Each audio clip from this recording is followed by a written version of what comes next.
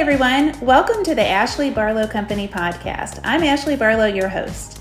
If you are a parent, a teacher, or someone who works at a school, or you're a community member, a volunteer, or a staff member at an organization that supports people with special education plans, a coach, a tutor, or even a grandparent, you're in the right place. Sit back with an ice cold glass of lemonade, put on your walking shoes and grab some headphones, roll down the windows and cruise. Ready, set, go. Educate, advocate, collaborate.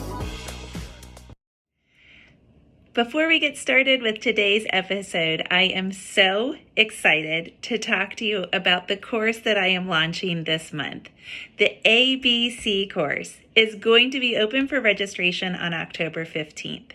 This course is called Advocacy, Business, and Concepts in Special Education. I can't wait to tell you about it because so many of you and so many of my clients and friends have said, I want to do what you do. I want to be a special education advocate.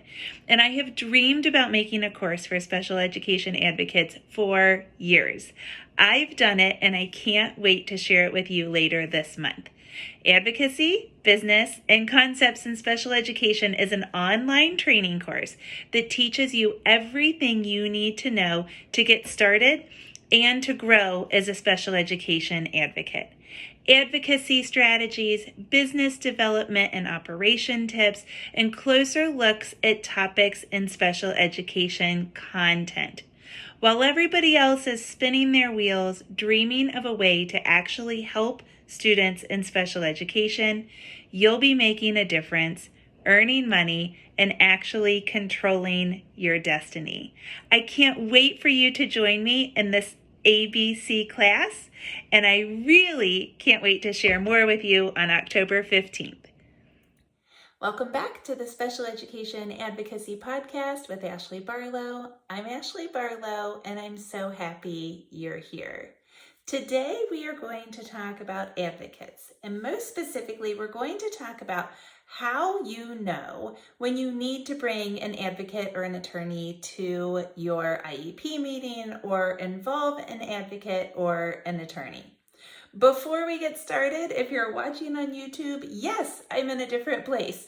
I always tell my clients that I have to work in the disability community because people in the disability community are among the only people that understand how crazy life is. So welcome to my playroom. I'm in my basement. It is currently the only quiet place. And even though I had planned a quiet place to record today, things just didn't happen like they were planned. And so here we are in my basement, and I chose about the cleanest background I could choose in my kids' playroom.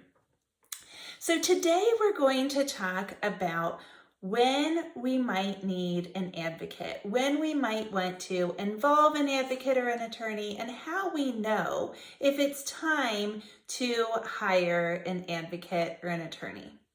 Now, the first thing I want to tell you is what I tell clients when they come into my office, because maybe 50 or 60% of people that come into my office say, I just don't want to lawyer up. I don't want to bring an attorney because I don't want the district to get mad at me.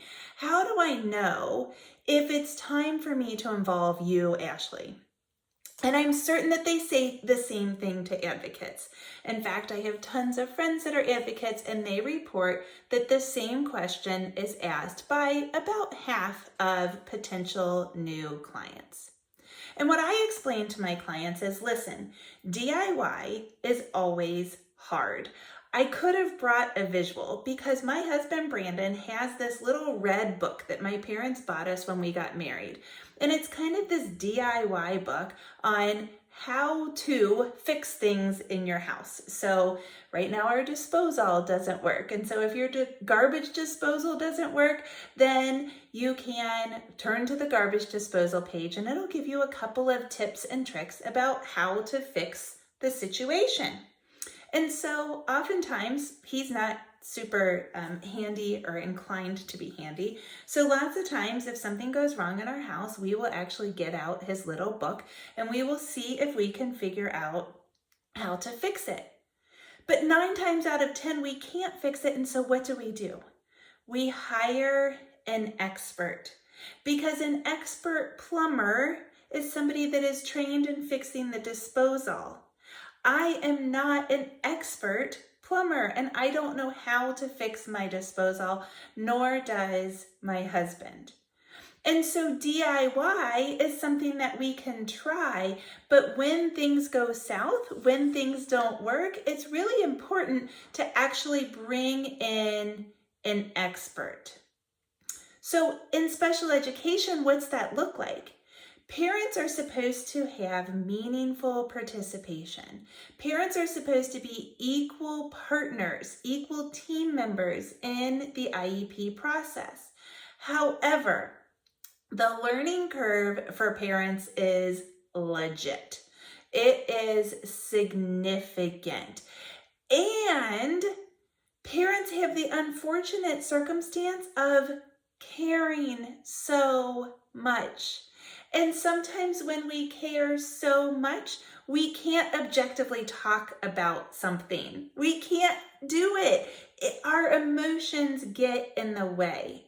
And so while we are, as parents, I'm a parent too, you know, my little Jack has Down syndrome, while we are supposed to be able to objectively advocate for our children, it is so difficult because we care so much and we see them as something that other people simply can't see.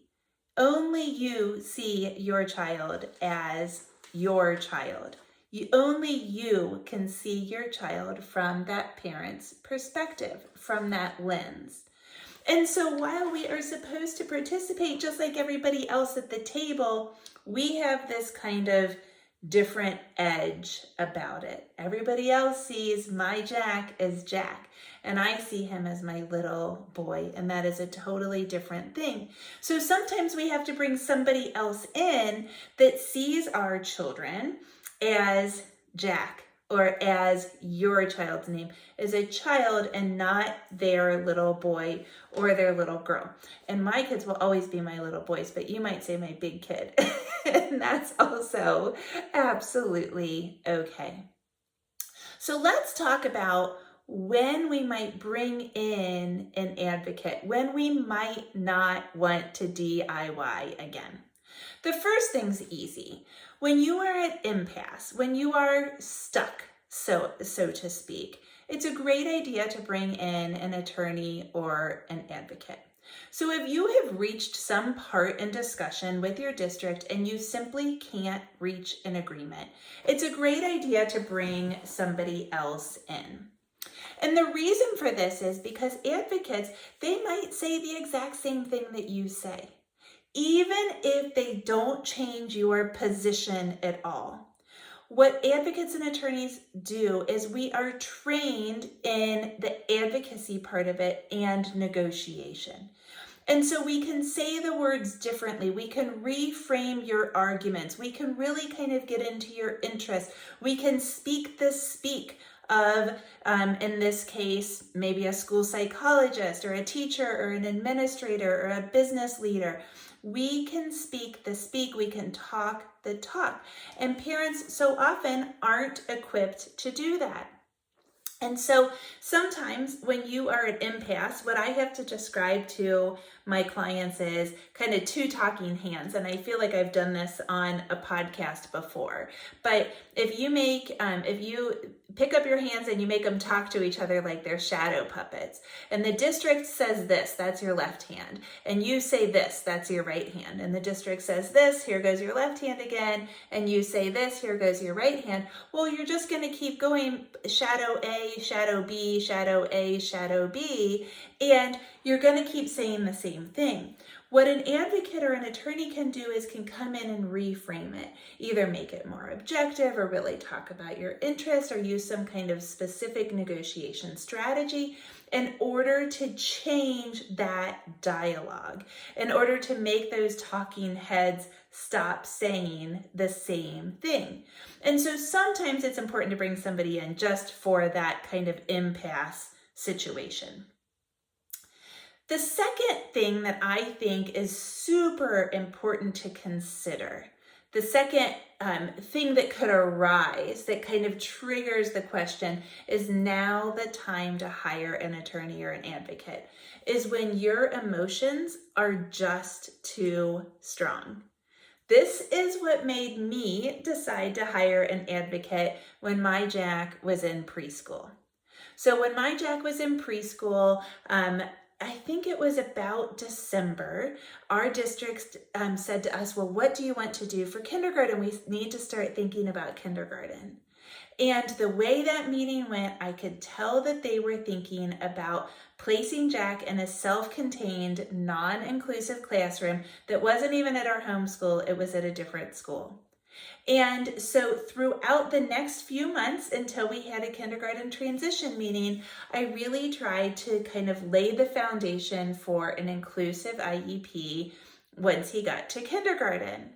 And I really thought it was going okay. I thought that I was laying the foundation. I thought it was okay. And we got to the big meeting, the big kindergarten transition meeting, and man, did it go south quickly. And I remember at the end of the meeting, the special education director said to me, she kind of shrugged and she said, well, I think you have to file due process against us. And I burst into tears. And I said they brought, I think, 19 people to the meeting, if I remember correctly. And I remember saying in front of these 19 people, many of whom were actually my friends, people who had attended my wedding, people who had come to baby showers to celebrate Jack's life or anticipated life. I remember saying to them, I am so sorry that I'm crying. I don't get mad very often, and I don't know what to do when I get mad. And so these tears are coming out and I'm snotting all over the place. And I was just an absolute mess. But it was because my emotions were so strong, all of a sudden I couldn't say anything that was going to change anybody's mind. I am a very strong advocate. I am very good at negotiation. But in that moment, I was so overwhelmed by my anger, by my madness, that I couldn't advocate for my child. And so sometimes we need to bring somebody else in that can be objective, somebody that is obviously going to get mad, but in a different way than the way that a parent gets mad. Sometimes parents get stuck in these kind of principle-based kind of arguments or principle-based way of addressing their argument. Yes, he needs inclusion because it's right. Instead of looking at the interests that go behind those positions. An attorney or an advocate can come in and bring those interests into the discussion. Another reason that it's helpful when the emotions get so high is because sometimes, quite frankly, parents will say things that they might regret later. Now, I know that, that's kind of an expression. I'm going to say something I'm going to regret. But it's super important in special education to remember that we have relationships to preserve. And in preserving those relationships, it's important that at every meeting, we remember that we have those relationships. And so one little blip on the radar, saying something that you might regret later, can affect a relationship either long-term or at least for a very long amount of time, even if it isn't indefinite. And so it's super duper important to remember that we have to protect those relationships. And sometimes hiring an advocate to say our words for us will help. It's kind of like there's a good cop and a bad cop, and you get to be the good, empathetic, emotional mom cop or dad cop or guardian cop. Okay, when else might we want to hire an attorney or an advocate? Number 3, you're just so overwhelmed. You might just be tired of it all. I'm right there with you. We have to schedule all of the appointments. We have to get all of the medications. My Jack takes, I don't know, I think 7 or 8 prescriptions, and they used to all refill on different days. And so I spent probably 9 hours a month trying to get prescriptions refilled, between calling the pharmacy, calling the doctor to authorize it, calling the insurance companies, plural, calling, and then circling back to everybody, going to pick them up. Oh my gosh, just prescriptions was a part-time job. Now we have them on autofill. I don't know why we didn't do that in the beginning. But even setting up the autofill was a lot. And then you got to set up all the appointments, and then you got to set up all the labs, and you've got to talk to the therapist, and the therapist tell you to do stuff, so then you have to fill in the therapy and the tutoring. And oh my gosh, it is overwhelming. And all you want to do is to care about whoever's in People magazine, right? Sometimes we just, I always say, I just want to be a girl. I just want to go get a manicure, or I just want to talk to somebody about something that doesn't matter. Sometimes we need somebody else, therefore, to get us organized, to keep us organized, and to keep us on track. And so an advocate can be somebody that can keep it all straight as it applies to school. Kind of like a tour guide, a concierge for school, if you will. And so you might hire an advocate simply because it makes your life easier. And that is awesome. That is absolutely okay. So you might need somebody to tell you where to go, what to say, how to act next, how to move forward.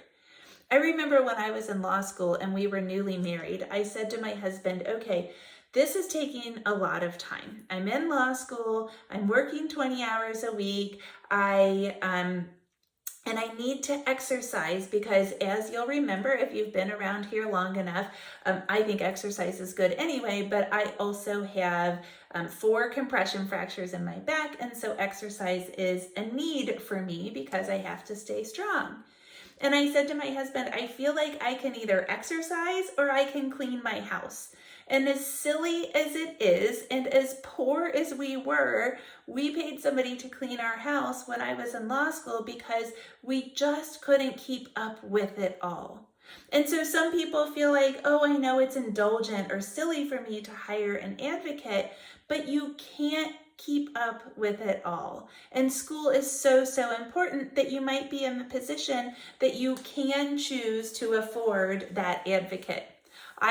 Back in those days, I used to qualify everything as how many Diet Cokes it was going to cost. A Diet Coke was about 50 cents. And so I remember we used to pay that cleaning lady $40 a week, which is crazy that it was, now I pay a whole lot more than that. But at $40 a week, I would say, okay, that's 80 Diet Cokes a month. I don't think I can give up Diet Coke. What else can I give up to make this cost worth it?